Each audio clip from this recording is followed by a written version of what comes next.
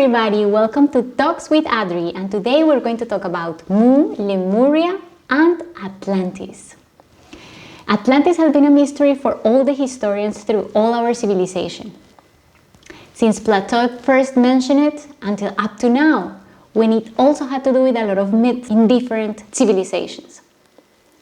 It has been so hard to find physical evidence because according to our sources that tap into the Akashic records, these civilizations were not in the third dimension. They happen in the fifth and in the sixth dimension. So where do we take those crazy ideas that a civilization called Atlantis existed? Let's take a look. I'm going to show you the archaeological findings, and I'm going to show you other proofs of the existence of Atlantis, but again, it is up to what you think about it to make your own conclusions. So here we have the timeline that we have been following recently. And today I'm going to talk about the arrival of this species, the Alitier. The Alitier, the Pleiadians and the Pleiadians and the Arcturians. We already saw the Anunnakis that were in parallel to this civilization that we're going to talk about today. According to Diana Cooper, when the Galactic Council Confederation invited different beings to come and they opened the portals, they started arriving from 240,000 years ago, and they started making experiments in Mother Earth to see if they could stay here. And it was until the final experiment that they did, Atlantis 26,000 years ago to 13,000 years ago, the period that we're going to focus on. So let's see. Let's start with the archaeological findings. As I was explaining, the myth of Atlantis is not the only underwater city that there is around the world. For example, we have in Yonaguni, Japan, a city found that it is dated of 5,000 to 2,000 years ago. Not very clear, but very old. We also have at the North Sea, a city that is said that it is 8,000 from 8,000 years ago. There is also in Portugal, in Malta, in many different places of the world. And here we have the one that is going to be for our consideration. This picture that you see here, that you can see here, it is a reconstruction in a computer of a picture that they took at the coast of Cuba in 2013. This couple that you see here were a Russian couple that made an agreement with Fidel Castro's regime. They were looking for the Spanish galleons that were sunk underwater, and they said that if they find it, they were split it 50-50 with the government, all the gold and all the treasures that they found. They didn't find the galleon, but they found this city. According to them, there are many pyramids under the water, ruins of an ancient city. And there is a lot of inscriptions in the walls of this city. All this was going to be published by National Geographic in 2013, but at the end, it didn't happen. There were many reasons. The first one was that the United States didn't want the Russians to be very close to them in the Cuban shores. Perhaps there are many other things that happened as well, but today is under the control, the area is under the control of the US, and it hasn't been able to continue exploring. So the research stayed up just there. We have other written sources, very ancient and some new.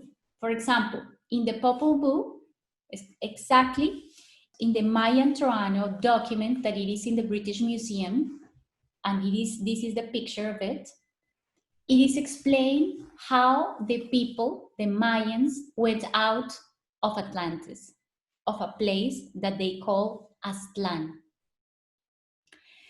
This has 3,500 years of being written. Here we have also in the Egyptian hieroglyphics at the tombs of different persons, as well as in the Book of the Dead, it is mentioned the existence of a wonderful city, that it was surrounded by water, and that it was technologically advanced and spiritually advanced. We're also going to find other written sources, such as the Sumerian tablets, 6,000 years before the Common Era, written, and they are also going to make mention to this amazing civilization, very developed, and the Emerald tablets.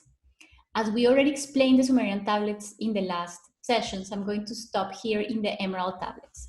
The Emerald tablets were supposed to be written by a Greek guy 200 years before the Common Era. His name was Hermes Trismegistus. He was supposed to be thought the Egyptian god. So we're going to connect here two civilizations, Greece and Egypt. And also these precepts or these things that he's going to explain here are the basis of the Hermetism, which is knowledge that it is for very certain group of people that want to develop their spirituality. This is a source that is supposed to be written, but we don't have any physical evidence of it. There is a guy that it is called Dr. Doriel, who is the one who translated these Emerald tablets to the version that you have available now in the internet and into different books. He's going to say that he was able to go to Egypt, and through a brotherhood, he was able to translate these documents. That there is the Brotherhood of the White Temple are the ones that are the keepers of this knowledge, of these Emerald tablets, and it is under the pyramids in Egypt. But this is like what he says. We don't have a very clear idea of what really has happened with the Emerald tablets. But his version, the translation that he did, is the version that we have nowadays, and they speak about the Atlantis and many universal principles or spiritual laws. Later, we're going to talk about as well of Greece in Plato's dialogues. He's going to mention also the civilization of the Atlantis. He wrote this 360 years before the Common Era. And in the dialogues with Critias and Timotheus, he's going to say that this civilization was very developed, that this civilization was made or started with androgynous beings, that out of this civilization came the rest of the civilizations, or the later ones, the future ones, and were also the basis for the religion. He's going to say that Poseidon, the god of the sea, was the one who ruled this civilization, and that he also destroyed it with a cataclysm due to the arrogance and to the immoral bankrupt of the people. So Plato is going to describe in detail this civilization, and he's going to be very precise in the time, in the dates in which this civilization was supposed to existed. And he's going to say that it was that it ended up 13,000 years ago, but it was created 26,000 years ago. So there was a period of 13,000 years in which it was this glorious civilization on Earth, according to Plato. And later we're going to see that these dates are going to match with the archaeological findings, with these Cuban findings in the Atlantic. Other sources that speak about Mu, Lemuria, and Atlantis are Augustus Le Plongeon, James Churchward, and Edgar Cayce. Augustus Le Plongeon is going to be the first person who speaks about the word Mu. Mu comes from the translation that he made of the Popol Vuh, and living in the peninsula of Yucatan, of the myths and the information that he collected from the Mayans. He's going to say that there was a continent in the Pacific Ocean, between America and Asia and Australia, that was first called Mu. Later, he's going to make reference, but all his references had to do more with Atlantis and not with Mu or with Lemuria. Later, James Churchward is going to talk about the lost continent of Mu. His books are really amazing. He lived in 1851 to 1936. He was a British, let's say, archaeological, philosophical, symbolist. He studied different cultures. He went to India. He was able to talk to a priest. This priest explained to him some clay tablets. And out of these clay tablets in India, very sacred, very ancient, he is going to write all his books. The first book was The Lost Continent of Mu. He's going to say Mu is the same as Lemuria, and it was located in the Pacific Ocean, and out of this very developed continent in where the people that were gods, basically, because they communicated telepathically, because they were able to teletransport themselves, because they were very spiritual and they were very connected with the source. Most of our spirituality or our claim to find that source is going to come from. That is what he's going to say. He's going to explain very clear that 50,000, let's say, years ago, these civilizations started, and it ended up when Atlantis started.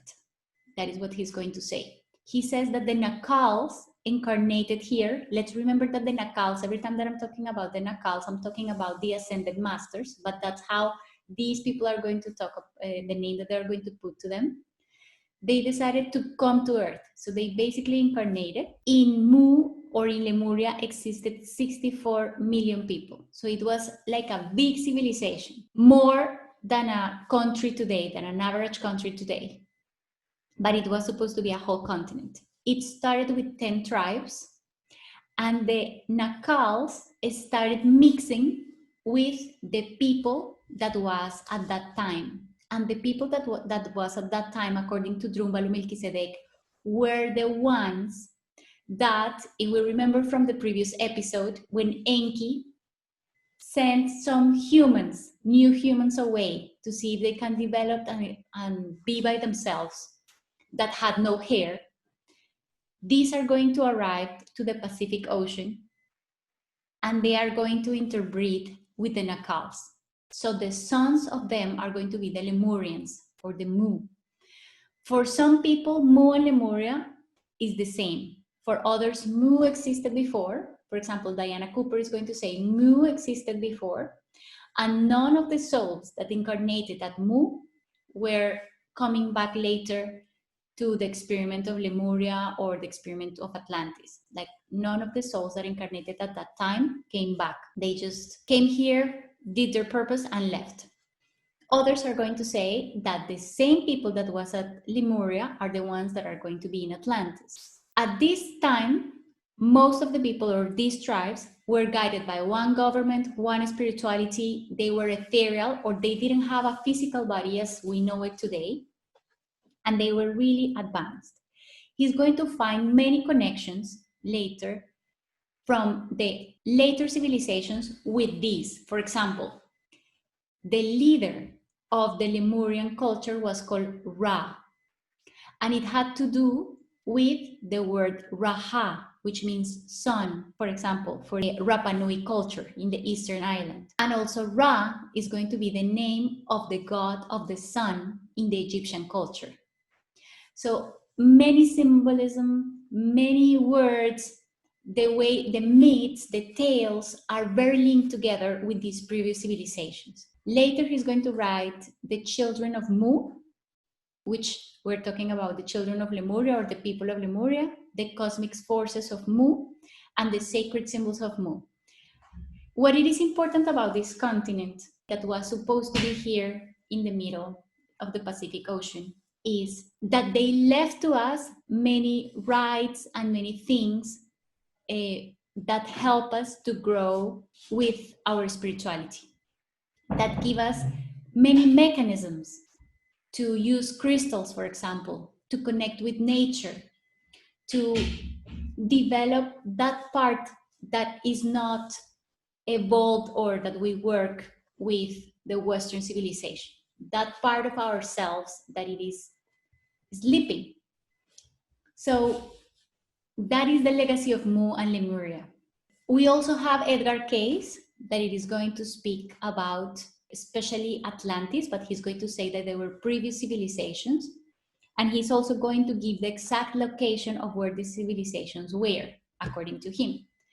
So after these guys wrote these books and published their work, many researchers, many adventurers wanted to go to these places to see what they have found. So these are some of the sources. The other sources that we have are the channelers, or the people that are able to tap into the Akashic records. So we have Diana Cooper, British, Drunvalo Melckizedeck from the US, and Matias Stefano from Argentina. Matias Stefano is going to say that the people from Lemuria were completely different from what we are going to have in Atlantis, that these civilizations didn't happen at the same time. He, and according to Diana Cooper as well, the civilization of Lemuria was in the 6th dimension. Meanwhile, the civilization of Atlantis is going to be in the 5th dimension. And that is why it is so difficult for the researchers to find the ruins and the things of these civilizations, because most of what they didn't happen in this plane. They say that we're going to find a lot of proofs of their existence, but we're never going to be able to fully comprehend with this body and with these, let's say, senses, what really happened at this time. Drunvalo Melckizedeck, for example, he's going to say that it was not, Lemuria was not only one continent, but a chain of different isles through the Pacific. So different to the version of James Churchward. So there are going to be certain variations of the things that each of them is going to say, but all of them are going to talk about a great civilization in both cases, for Lemuria and from Atlantis. Let's explain a little bit the timeline. So Diana Cooper is going to say that from 240,000 years before, people arrived to Atlantis, and there were several experiments done in Atlantis before we have the golden age of Atlantis. What was the experiment? They wanted to see if, when the people incarnate in a physical body, they were able to maintain the connection of the source. And that's why the Galactic Council opened these gateways to invite different people from the stars, very evolved in terms of spirituality, to see if when they incarnate, they were able to maintain the connection with the source. Some are going to say that Mu or Lemuria happened before the Atlantis. So after the fall of Mu, the people from Lemuria immigrated to Atlantis. Others are going to say that they happened in parallel. So both civilizations were living at the same time. What all of them are going to agree with is that these civilizations ended with the Great Flood, or 13,000 years ago, due to cataclysms but it had to do with water or inundations or flood. So this is what all of them are going to agree with. Where does the Lemuria name comes from? At the beginning, it was the people that followed the theory of the evolution of Darwin found that there are lemurs in Madagascar and that there are lemurs in India, but they are not in the African continent. So it was believed that there was a chain of isles in the sea, in the Indian Sea, that allow these animals to be here. But this is not what we're going to talk about. What happened with the lemurs and its evolution, something that we don't know. The name Lemuria continue, but we're not going to talk about something that it is in between Asia and Africa. We're going to talk about the chain of isles that are between Asia and America. Matias de Stefano is going to say that the Lemuria was a triangle that went from New Zealand, the Easter Island, and the Philippines and the Japanese islands. So like a very big triangle in the Pacific Ocean, there are certain proofs that this was connected. For example, the coral.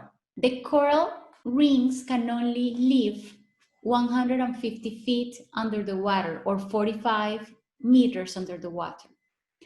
These coral rings or remainings of coral rings are low, very low, more than this. So according to the biology, this is impossible.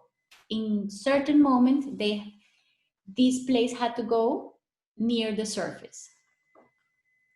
We're also going to find that all this area, all the Polynesia, Hawaii, the Eastern Islands, being so far away, they have the same fauna and the same flora.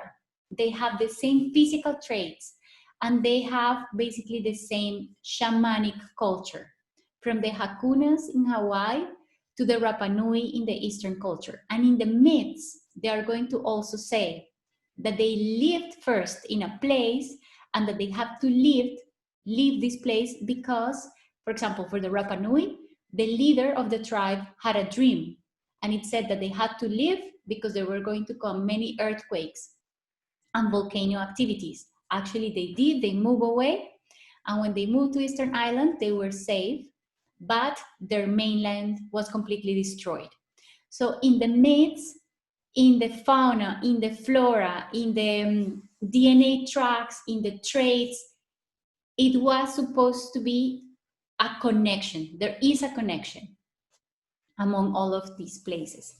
So this was Lemuria. Matthias de Stefano is going to say that the Lemurian people came from the star Vega. This is in the center of our galaxy, and they were called the Alethea. This Alethea studied our planet for a long time. They studied if they could live here, where was the best part for them to live, and they were amphibious. They were able to live under the water and also to live outside, but they were not physical. They were not in the third dimension as we know it. So they basically emit sounds.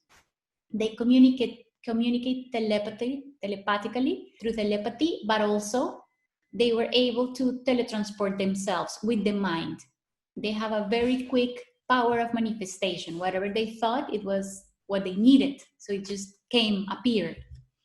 They are going to deal especially with the whales and with the dolphins. And it is said that today they are the keepers of their knowledge and of all what they learned and what they studied during their civilization. They were bluish, as we can see here. They had long faces. They were very, very tall. They seemed levitating. They lack of emotion. Let's say they were always have the same face. They were also heart-centered. They were right-brained. That means that they carried the yin energy. And their structures and their buildings were all covered with precious stones. They shine with crystals. They knew how to use crystals to storage information, to build up the mountains, to alter gravity, to do many things. They studied a lot the properties of our planet, and they were able to really change, for example, the wavelengths of the water and many things with crystals. But let's say that living so long with beings that were sensorial beings, such as the dolphins and the whales, they started longing, what would it be to really have the experience of living Mother Earth as a whole? Because as I was saying, they were not physical, they were ethereal, and they wanted to have the sensory experience. They wanted to be able to touch, to be able to taste, to be able to see, to be able to listen, and actually change their expression. So their prayers were heard by the source, and they put them one condition. So they say, you can experience a physical body to be able to experience all the senses and get to know the world in another way, like more like a physical world. But every sensation is going to be attached to a feeling. Why to a feeling? To a feeling that it will carry. Because emotions are grounding, are an instrument to ground. Every time that we have an emotion, we get the responsibility of what caused us that emotion. Maybe we don't make the direct link, but emotions ground us, bring us back to center, improves our connection with the source, like awake us up. So they say this is going to be the starting of the experiment. So we want to know if people that incarnate can be still connected to the source.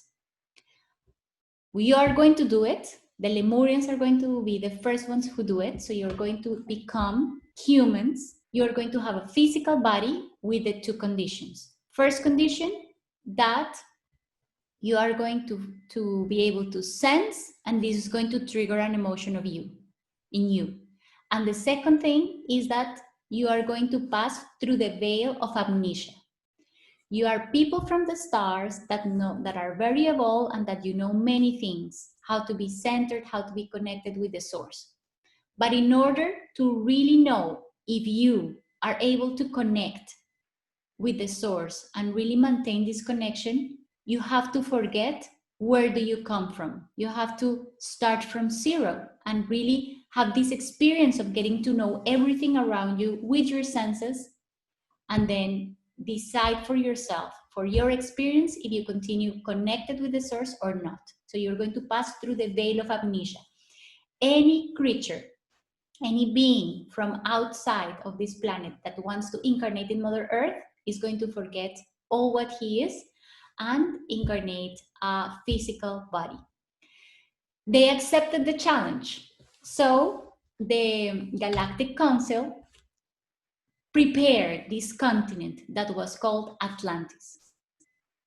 As I explained before, this was not the first time that people from out of the stars came and did the experiment. They started this type of experiments 240,000 years before the Common Era. Okay, so I was saying that all these people from Lemuria are going to migrate to the continent of Atlantis.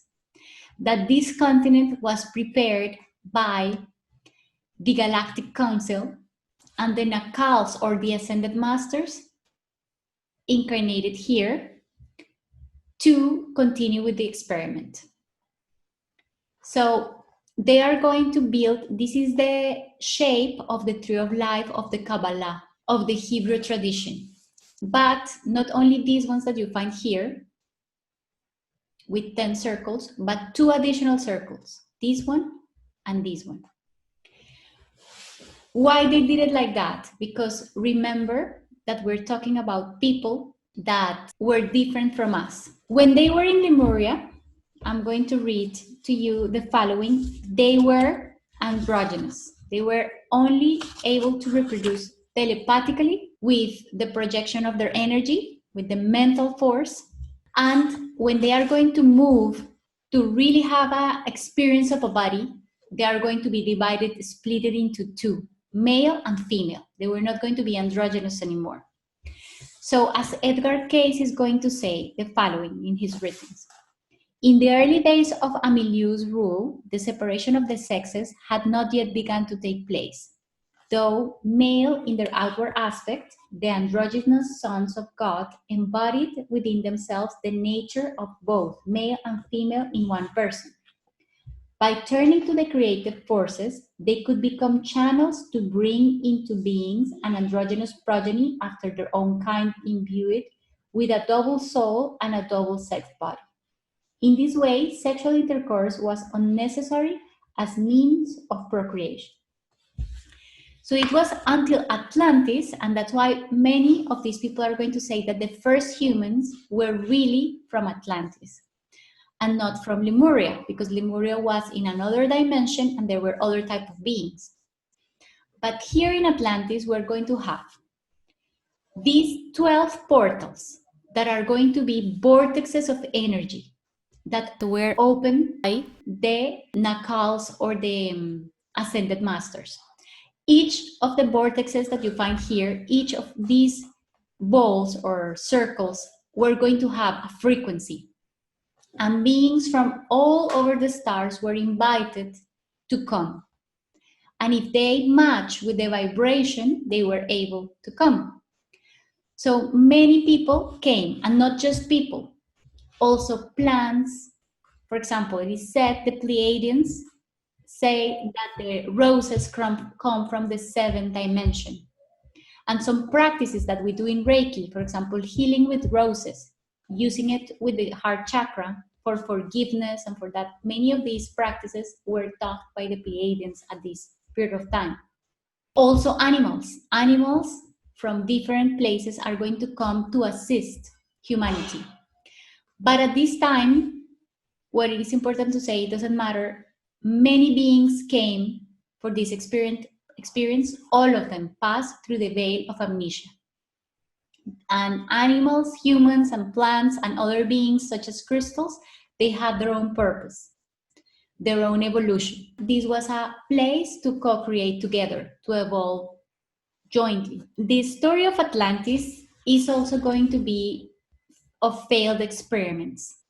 2 or 3 times before the golden age of Atlantis, it has been destroyed before. Actually, 50,000 years before the Common Era, the people of Atlantis also became so disconnected with the source that they used their technology, the nuclear weapons, and they self-destroyed themselves. But let's say that they gave them another opportunity that started 26,000 years ago, and for 1,500 years, these people lived in the golden era, the golden age. It was really heaven on earth. They were very connected with the source. They were very spiritual. They lived vibrating in unconditional love and in gratitude. And they had highly respect for everything that they saw around. This allowed them to live completely happy, completely in peace, and with a very high spiritual purity. This meant that for the very first time of all the history of our planet was vibrating so high.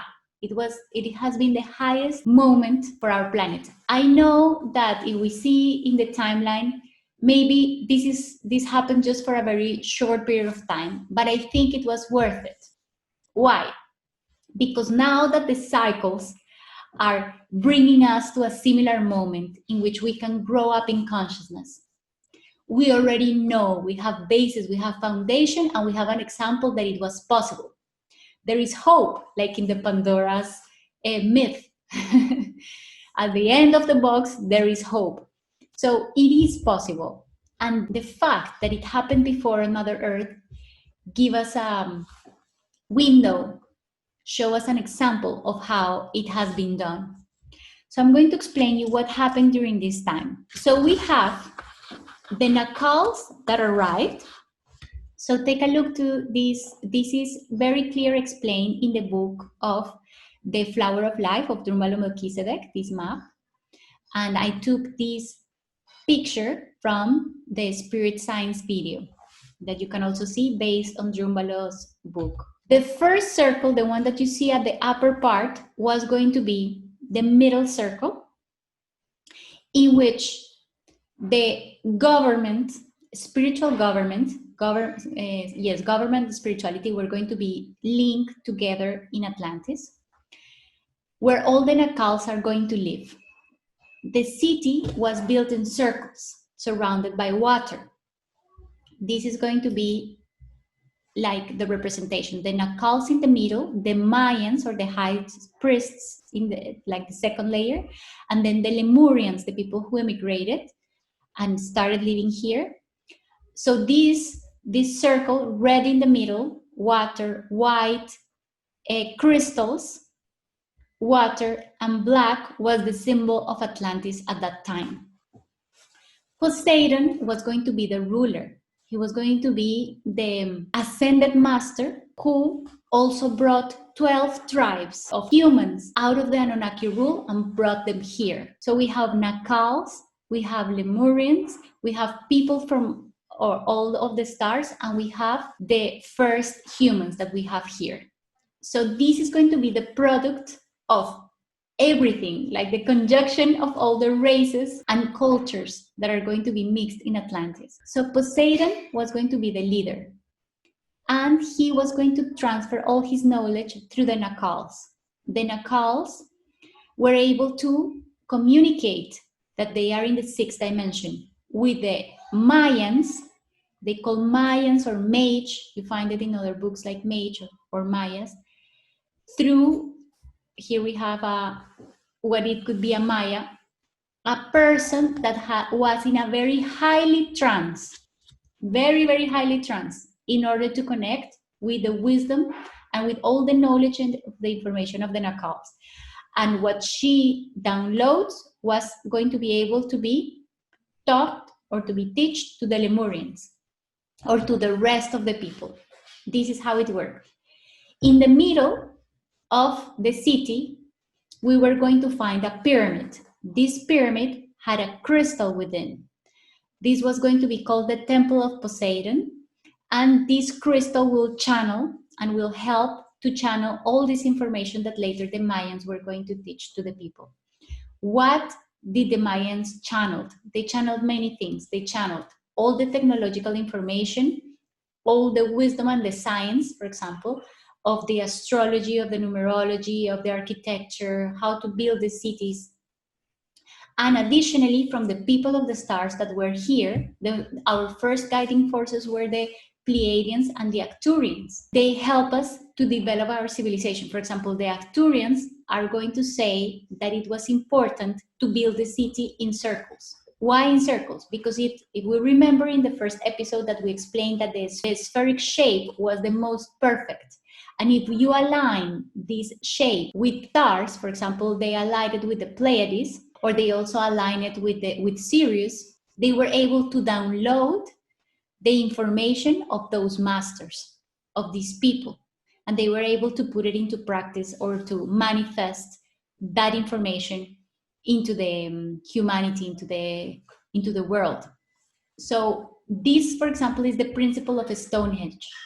It is aligned with Orion's constellation, and in all the rites, they download the information from the masters, and they were able to live their culture and whatever they needed out of the information that they download.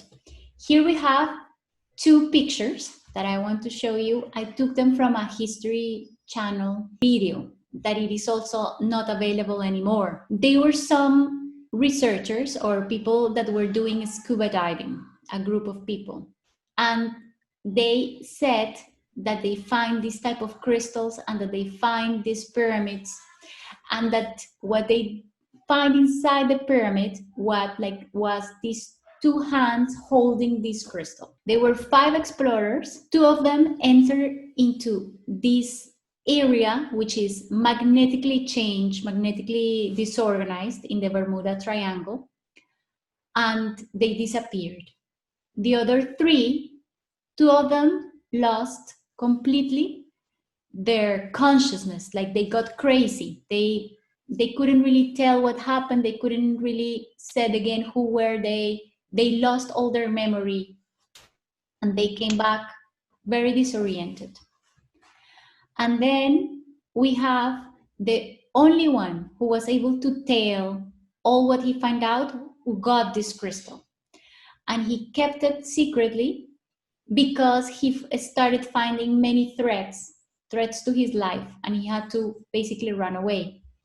But he was telling into this video that he kept the crystal and that many things came into his mind when he did this. Like he was able to see by touching the crystal, like all a civilization that was working, and that he really could not reveal all the mysteries and secrets that passed through his mind, especially because of what had happened to his friends. The political structure had to do with these 7 principles that were, as I was telling you, were given by the Galactic Council of Light to them.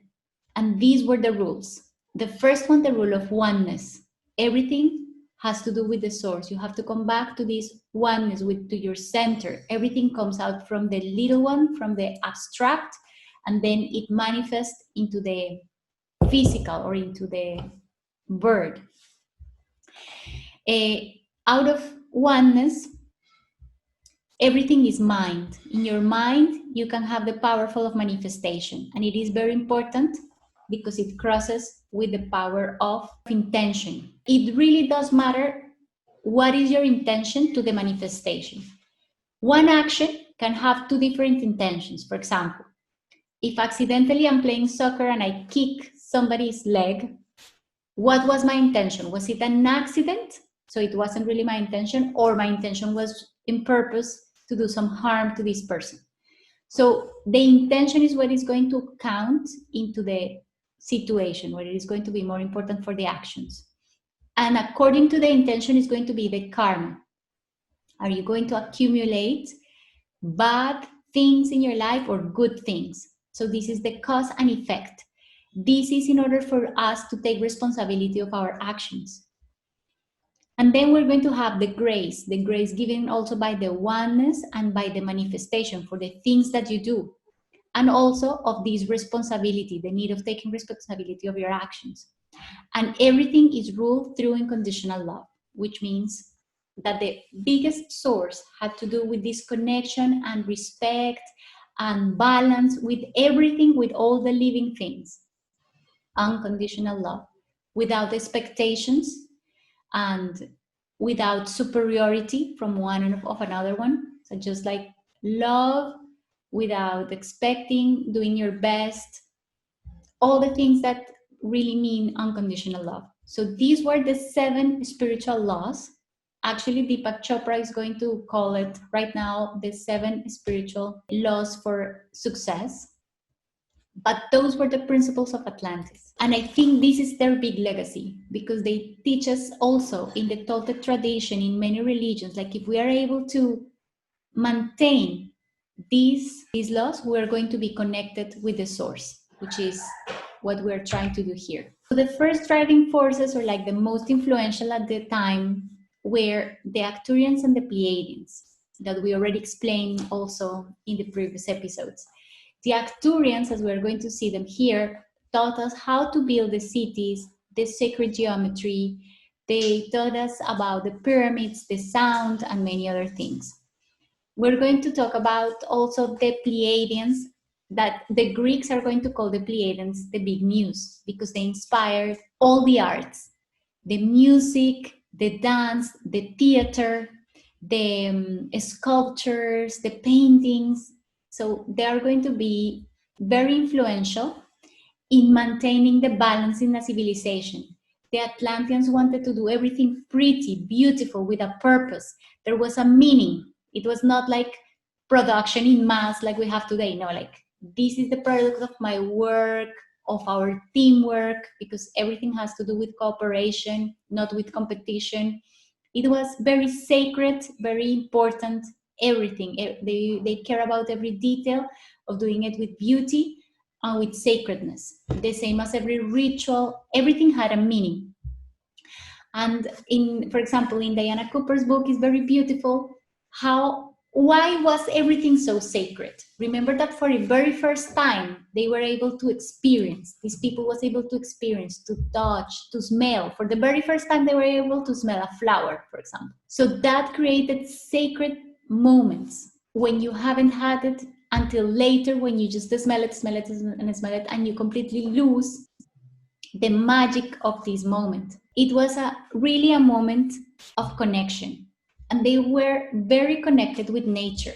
They still had what they brought from the Lemurian civilization, that they were connected with nature, that they have like a symbiotic relationship in which they communicate with the animals, for example, and with the plants through thought and through feeling. They were able to feel the other beings. And with that, they knew what they needed, for example, if they needed a remedy, they only had to go to nature, enter into meditation, and listen to the plants and to the things that were the healers, that they were just needing. I selected these pictures just to show you that they were not entirely physical. Let's say that they were like a mixture between etherical and physical, because they were in the fifth dimension, not in the third dimension that we are today. And this is what I'm going to explain in the next episode, the Great Fall, what happened to us and why we just were down a degree in evolution, we can say it like that, and how they were connected, so sacred. They understood that the other beings that came, the animals, for example, came here to serve, to maintain a purpose. And this purpose that was as sacred as the one of the humans, we need each other to continue our evolution. So it was a giving and a giving relationship, not like giving and taking. So we didn't create karma at this time. So Diana Cooper is going to explain that at that time, very high vibration beings were here, such as the unicorns, such as the dragons, for example, that needed very high vibration places in order to live. Also, the animals were not aggressive. This changed later when the Martians and when the Hebrews arrived. And I'm going to go through that to explain that very clear also in the next episode. But at this time, we were very connected through thought and emotion with the plants, with the animals, with the elementals, with all the elements of nature. We understood that they were alive. And I put this draw here because it is important to know that the Atlanteans and the Lemurians left their legacy in the cultures, in the shamanic cultures. After Lemuria disappeared due to the earthquakes, they are going to move to the Easter Island, they are going to move to New Zealand, to the Pacific, and they are going to continue going up Asia, and during the glacial period, they cross America and they are going to go down. And still in certain cultures, we can find that connection with the spirit of nature. So their information is not completely lost. The Atlanteans' health system, we can say that there was not really a health system as we know it today, because they didn't have illnesses or disease at this time. They have energetically imbalances. And out of here is this, for example, the principle of Reiki, that first we heal in the energetic body, and then 8 octaves lower you heal in the thoughts, and 8 octaves lower you heal in the emotions, and then 8 octaves lower you heal in the physical body. But first you have to balance your energetic body. The energetic body was healed through, or balanced through, sound inside the pyramids, through sacred geometry, through crystals. This was like the biggest element. Sound, crystals. They also use herbs, plants, with this big connection that they had. Also animals, for example, cats were very sacred in order to heal the people and to maintain the balance, the connection. So they are going to use all these type of different methods of healing. Plato is going to say that they were considered semi-gods. It was a place in which there were at the beginning androgynous, later male and female, but they were humans and at the same time gods. They were not gods, they knew it, but they were really advanced as compared to the other civilizations. When the Great Flood happens and they just move away, they are going to notice that they were different from the other tribes in human earth, thanks to all this downloading of information and science from the Nakals. And especially in health. This is going to be, out of all the health system that they have, they are going to help the Egyptians with all the dealing that they had to do with herbs. They are going to help the Toltecs with all the healing that they do through dreams. They are going to help the Chinese with all the healing that they do with the magnetism, altering using magnets and the movement of the 5 elements inside the body. They are going to help the Indians also with all the food, with the tradition of the Ayurveda, with the tradition also with healing with the sound, with connection with the spirit.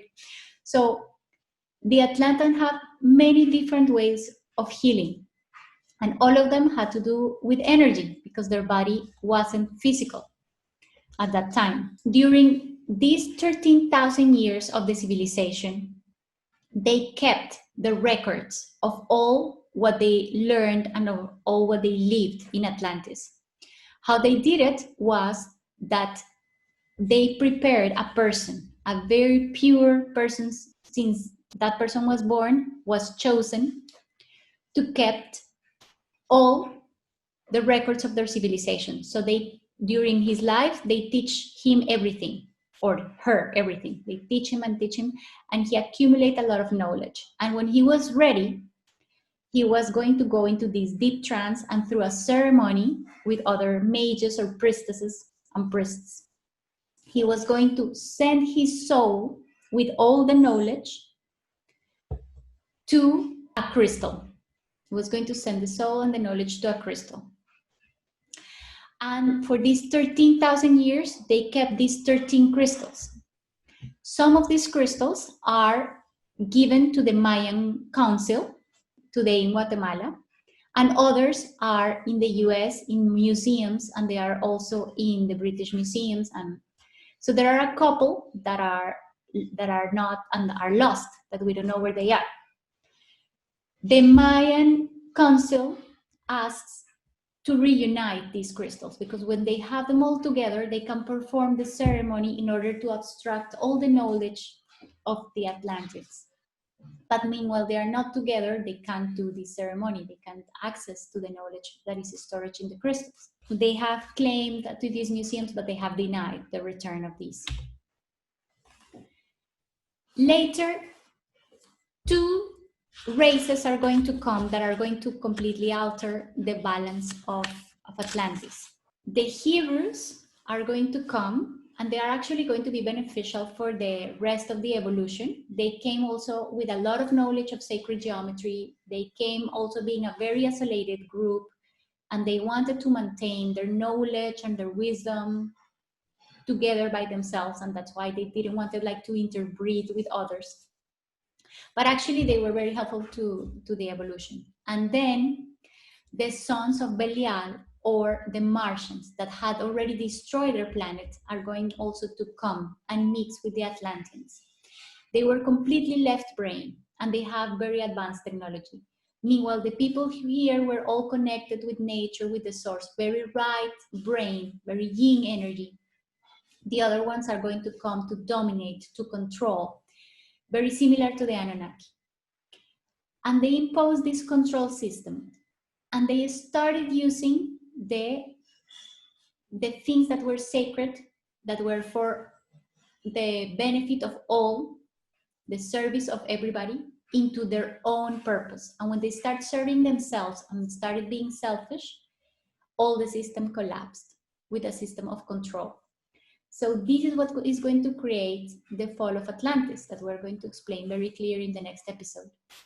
And these priestesses knew that this was going to happen. So they took the knowledge, the 13 skulls, crystal skulls, and 12 different Nakals, or ascended masters, took tribes to different places on Earth that are later going to be the civilizations. For example, Set went to the Arctic. Set is the Egyptian god.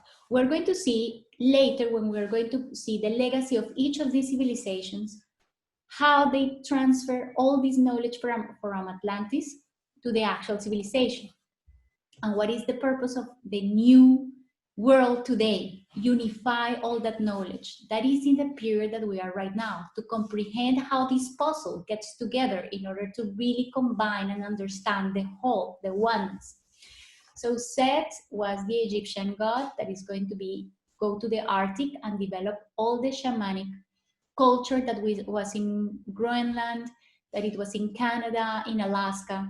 Then we have Imhotep, which is going to teach all to the Cherokee culture, to the Lakota, and to all the Native Americans.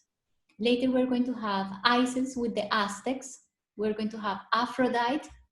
Aphrodite is from the Greece mythology, to the Mayans, but it was also an ascended masters. Isis and Aphrodite comes from Venus.